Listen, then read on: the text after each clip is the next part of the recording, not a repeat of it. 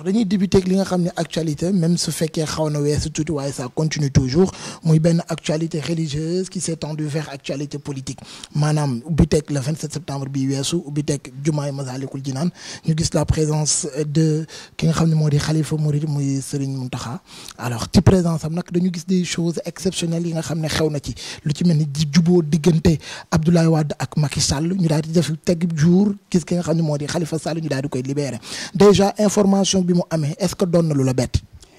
waa dafa am sa naataango yu bari yu yëkkati kàddu ginnaaw bi Jamra defee déclaration di rafetlu juboo boobu ndax ñun dañu fab tout ce qui est considération politique tegee ko ne ñun dañuy jàpp ne ñaari jullit ñoo féewaloo seytaane doxoon seen diggante 12 ans kenn du tudd sa moroom te Seydina Mohamed sang bu tedd yi moo wax ni xaraam na ñaari jullit toog lu weesu ñetti fan di tongo bu ëppee ñetti fan rek bàkkar bu rëy mën na leen ci fekk kon man ci cadre boobu laay waxe kon nag waxuma ci cadre yi naan way comme bin bëri la Abdoulaye Wade ak Macky Sall am na lu ñuy lal yooyu ça ne nous intéresse pas ñaari jullit yu réeroo woon la yàlla def jàmm jaarale ko ci bés bu tedd bu day ni ajjuma le 27 ci occasion bu tedd bu day ni inauguration Massalikul Jinaan ci ay loxo yu tedd yu day ni loxo sëñ Mountakha kon nag ñu ngi sargal sëñ Mountakha di ko gërëm ci li ko yàlla jagleel ndam lu rëy loolu parce que ndamam la ndamu Massalikul Jinaan la ndamu Cheikh Ahmadou Bamba la bi nga xam ne moo waral bés bi waaye tamit au delà de ça ndamu umma islamique bi yëpp la alors ñun Jamra nag te dinaa ci profiter révéler la ko yàgg nañ ci dox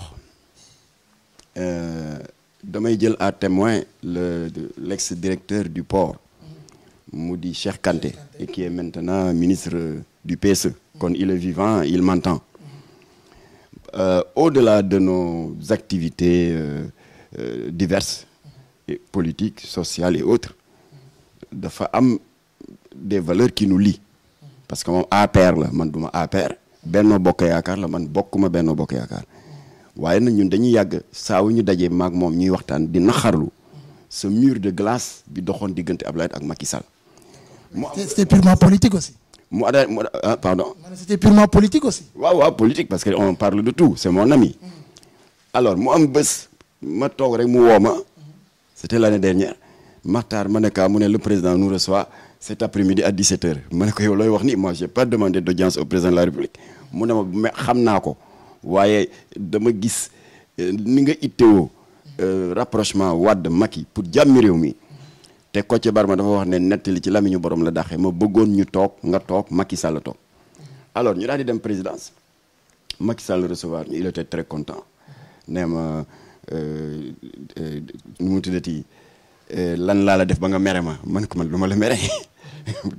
mu ne ma bi ma faloo ba léegi binduloo ma lettre de félicitation gars yi bind nañ ma et cetera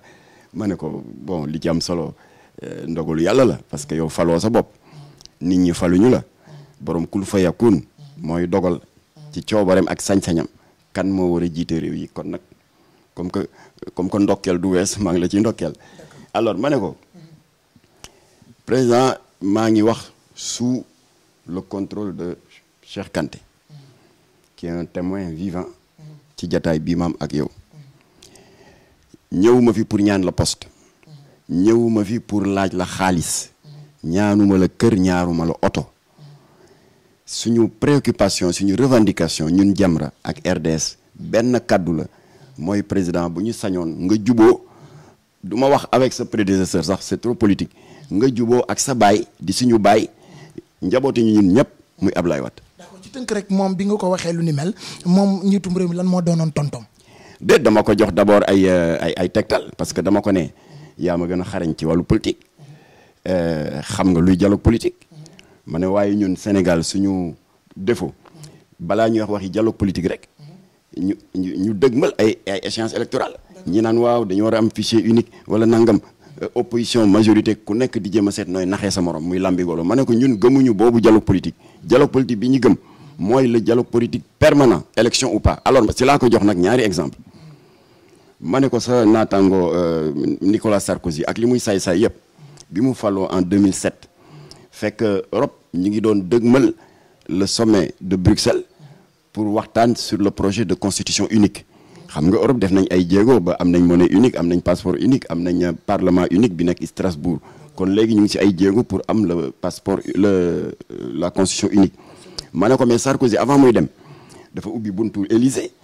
di recevoir successivement tous les leaders de l'arène politique les libéraux les centristes les gaullistes ba ci le leader de l'extrême droite mu di Jean-Marie Le Pen son camp politique naan lu tax ngay recevoir kii c'est un fasciste mu ne tant pis français la te lu muy bon bon il représente une partie de l'électorat bref ba mu recevoir ñëpp daa di taataan xalaatu ñëpp jël avion ba mu ne cëpp Bruxelles ba mu jëlee parole neewul le projet de constitution européenne man Nicolas Sarkozy nii laa ko gisee waxul loolu dafa ne voilà la position de la France fekk def na synthèse position leader yëpp ma ne Macky Sall nag loolu mooy dialogue politique kon mu ñun bu ñu sañoon ngay waxtaan ak Sonko bu ñu sanoon ngay waxtaan ak Idrissa Seck ngay waxtaan ak ñëpp. donc loolu bu amee ñu rebondir après ñu tees diir gis ñu inauguré Massalikul Jinaan juboo am donc mën nañu jàpp ne ba tey lu jëm ci ONG Jamra wala ci Mame Mactar Gueye am na ci benn part de responsabilité lu muy néew alors da nga tudd kenn muy Sonko parce que yaa ngi koy wax soo sañoon nga juboo ak Sonko nga am jàmm ak Sonko mais reste tout aujourd'hui même ñi ngi dégg lu jëm ci Sonko wuyu na lu jëm ci wàllu 94 milliards alors est-ce que gisoon ni la nga doon jéego ya nga daan dox ba tey am na lu ci xaw a des. waaw mais boo ma ko permettre parce que avant ñu egg ci Sonko loolu ma wax ak moom dafa am lu mu jur et Cheikh Kanté était témoin deuxième exemple bi ma ko jox dama ko ne bi Mandela génne àdduna xam nga jox naa ko exemple Sarkozy qui a donné une parfaite illustration de ce que c'est le vrai dialogue politique ma ne ko bi Mandela gaañoo fekk France am alternance François Hollande nekk chef d'État mais ba muy dem pour jaale ji dafa woo Sarkozy qu'il venait de battre à plate couture ci élection présidentielle yi nee ko bu ma sañoon ñu ànd jaale ji au nom de la France Sarkozy ne ko amul problème ñu daal di ànd bu rafet waaye ba ñu ne cëpp Johannesburg fekk fa image bu gën a rafet yónnee naa la ko comme ça nga dugal ko PC ndekete Obama avait eu la même idée moom ndekete mu ngi ànd ak Bill Clinton ànd ak Jimmy Carter ànd ak George Bush père ànd ak George Bush fils ak moom muy 5 l'image était tellement belle que télévision américaine yeeg japonaise yi di ko jël muy tourner en boucle CNN NBC léegi ñi doon def sondage aux États-Unis gis nañu ne diir bu gàtt boobu image bi di circuler en boucle dans les télévisions dafa contribuer à renforcer l'unité nationale américaine ma ne kon président Macky Sall exemple yi bari na loolu mooy dialogue politique alors ba audience ba jeexee parce que ça a duré 45 minutes ma ne ko RTS a ngi nii si biti di ma xaar boo ma ko mayee parce que dinañ ma laaj lan mooy voilà l'objet boo ma ko mayee dinaa wax ne li ma fi indi mooy dañu bëgg nga jubóog Ablaye Wade mu ne ma may naa la ko alors ma génn RTS ne ma bon voilà ma ne leen depuis son accession à la magistrature suprême le président Macky Sall a l'habitude de mettre en exergue un credo politique qui lui semble sacré à savoir la patrie avant le parti. Mais je me suis permis, avec son autorisation, d'améliorer ce credo pour parler maintenant de la patrie avant les partis. Parce que la patrie n'est pas seulement au-dessus de la paire, mais la patrie est au-dessus de tous les partis. Absolument. Alors, donc, depuis le rappel à Dieu du défunt député Abdou Latif Gueye, ce parti qui est un démembrement politique de Jamra et qui s'appelle le RDS, que j'ai l'honneur de diriger, a toujours cru aux vertus du dialogue politique, lequel, sans être forcément synonyme d'entrisme, est une respiration normale de la démocratie, dans la mesure où ce pays nous appartient à tous et nous devons le construire ensemble. Affaire ba jàll ci télé yi ma toog kër ga nag di xalaat lii engagement bii ma jël parce que je lui ai demandé la permission d'aller voir Ablaye Wade parce que ay nit balaa nga leen di jubóole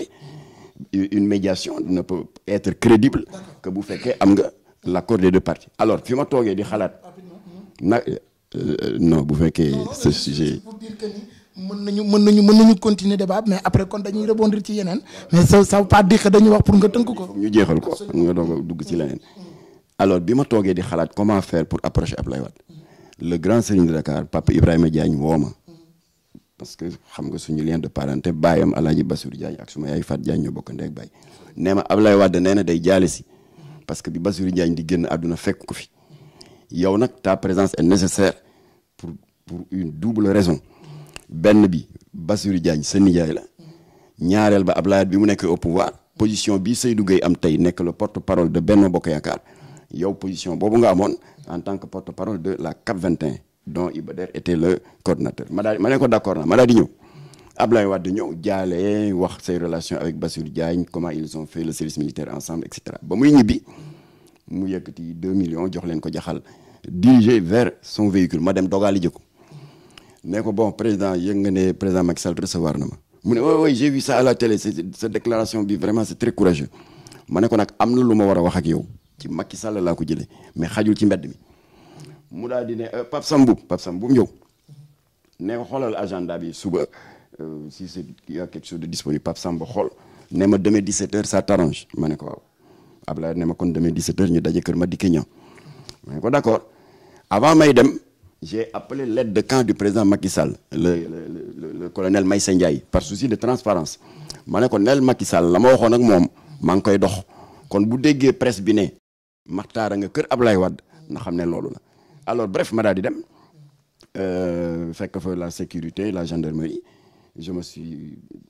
j'ai décliné mon identité ñu daal di xool ci registre d'audience bi gis ñu ci sama tur ma ne Ablaye Wade wax na ko Pape Sambou mu ne wool Pape Sambou ma woo ko il était sous boîte vocale alors je suis rentré bredouille à la maison en cours de route ma woo benn maire libéral boo xam ne bi may tàmbali dox diggante Ablaye Wade depuis le début dara réeru ko ci parce que moom c'est une colombe il est pour la réconciliation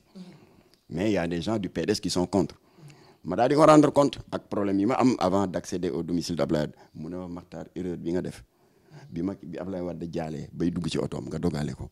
di ko wax ne yaa nga jógee ci Macky wax ko raison de ta démarche ci gàngoor bi mu àndaloon am na un faucon anti réconciliation mu ne kooku moo ko torpillé alors ma daal di woo le cabinet de Macky Sall ma ne ko man def naa sama liggéey léegi li may ñaan Macky Sall Ablaye Wade anniversaire am semaine prochaine la je dois voyager dama la doon ñaan ma daal di ko le colonel Maïssa Ndiaye ne ko dama koy ñaan mu def un tout petit geste boo xam ne dana améliorer dana indi une détente dans le climat dans la crispation de l'atmosphère politique consistant à prendre son téléphone souhaiter ko bon anniversaire mu ne ma d'accord ma jël avion tukki et depuis Abidjan j'ai appris que bi anniversaire bi jotee Ablaye Wade Macky woo na ko souhaiter ko bon anniversaire alors donc j'ai dit tout ça pour dire que li sëñ Mountakha def obligatoirement il faut que ñi ci doxoon am ci mbégte parce que lii dama ko gardé woon confidentiel ba ma ko laajuloon du ma ko wax kon c'est pas pour me glorifier mais dama lay citer dama bëggoon jox exemple ne il y a beaucoup de bonne volonté dans ce pays seen vœu le plus cher moo doon ko ñoom ñaar ñu juboo bi nag tekkiwul entrisme tekkiwul transhumance waaye ay jullit lañu yàlla moo wax ne fu ay jullit seen xol nekk benn mooy li sëñ Abdoulaye Sy di wax tàppe xol yi malaaka yërmandi dañ leen tiim ba seen aajo yu bari pour mu saafaroo dana yomb alors kon ñu ngi gërëm sëñ Mountakha di rafetlu réconciliation bi te di ñaan yàlla bu mu yem fii wax naa ko sànq na Macky Sall yaatal dialogue politique bu mu yem ci Ablaye Wade rek bu bëggee jël une décision importante na consulter naataangoom yi nekk ci arène bi na wax ak Idrissa Seck nay wax ak Sonko nay wax ak les Madické Issa Sall ne leen lii laa bëgg a def qu'est-ce que vous en pensez ku ne wax il n'est pas obligé de faire exactement ce qu'ils lui ont suggéré waaye dana détendre l'atmosphère politique comme ça se fait dans les grandes démocraties cité naa la sànq le cas de la France Sarkozy avait consulté tout le monde ba muy dem di discuter sur le projet de constitution européenne. Est-ce que dialogue boobu di nga gis ni dina xaw a yomb ci ñi nga xam ne lim nga leen ci en l'occurrence ku ci mel ni Idrissa Seck wala Ousmane Sonko mi nga xam ne tey rek ñi ngi déglu ay waxam lu jëm ci wàllu 94 milliards est-ce que gëm nga ni li ci waroon a ratax dina ci am ba léegi. waaw loolu ça dépend ci Macky Sall. voilà ndax Kocc Barma dafay wax naan ku takk caq doo poñante. ça dépend ci Macky ou bien ci justice. la balle est dans le camp non là ça c'est une autre affaire. waaw parce que moom moo déclenché la machine judiciaire moo wax ne am na ku mu tuumaal ne dafa luubal 94 milliards. après la machine judiciaire s'est emballée la machine parlementaire s'est emballée tey plénière am na assemblée nationale et puis le doyen du juge l'a convoqué kooku c'est autre chose waaye dama ne Macky Sall la wax bu fi jëlati des décisions d'importance nationale ndax xam ne dëkk bi moom kenn moomu ko nay wax ak nit ñi bon il a fait un pas important au mois de mai dernier ñun Jamra yi nga xam ne dañu yàgg di naqarlu nit ñi aakimoo la problématique de la gestion de nos ressources minières société civile di ko naqarlu yónnee nañu ay invitation man jot naa sama bos te dem naa Birahim Seck bu Forum Civil jot na mbosam ba ñu demee Diamniadio li ñu yàgg di naqarlu am na benn début de solution parce que créé na le COS énergie mu di le comité d'orientation stratégique sur le pétrole et le gaz daal di ne désormais la signature des contrats ak le droit de regard sur les concessions pétrolières et gazières nekkatul l'apanage exclusif de l'État. Société civile am na droit représentation dans le COS énergie et l'opposition aussi am na droit am ci représentation. Alors li tax ñeneen ñi demuñu nag ça c'est leur problème parce que mënoo revendiquer dara ba état bi ne ah way wax nga dëgg ci un droit de regard kaay toog nga daal di gedd ne du ma dem te yow yaa doon wax ne tu veux un droit de regard. Mais ñun pour être logique avec nous-mêmes quand j'ai reçu l'invitation de président Macky Sall et je l'en remercie en tant que société civile dem naa te ba ma demee dégg naa fa lu dal suma xel nee nañ désormais toute signature de contrat du état bi rek mooy jóg ne oui ou non waaye il faut l'avis des membres du COS énergie mu di opposition comme société civile te loolu ñu ngi koy rafetlu. N'oubliez pas de vous abonner à notre chaîne YouTube Yes Dakar, la première web TV du Sénégal.